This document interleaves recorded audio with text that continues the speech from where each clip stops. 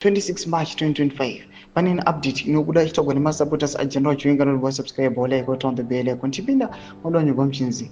It has come to our attention through reliable intelligence sources that there exists a treacherous, well-coordinated conspiracy aimed at engineering the ouster of Vice President Constantino Chiwenga from both government and the party structures.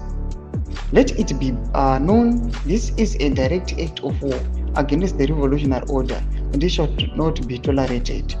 Identify the threat, criminal elements embedded around the presidency. A rogue cabal of political mercenaries has infiltrated the highest echelons of power, exploiting the cognitive vulnerabilities of the head of state to advance their selfish subversive agenda. These elements neither respect nor uphold the revolutionary mandate upon which this nation was founded. Their intentions are clear: to dismantle, neutralize, and eliminate all pillars of the national stability, starting with the General Chiwenga. General Chiwenga Voluntary Supporters Association Directive to enemies of the revolutionary mandate. Number 1. Stand down immediately. Any attempt to execute your plan against the General Chiwenga will be met with unforgiving resistance. Number 2. Your treasonous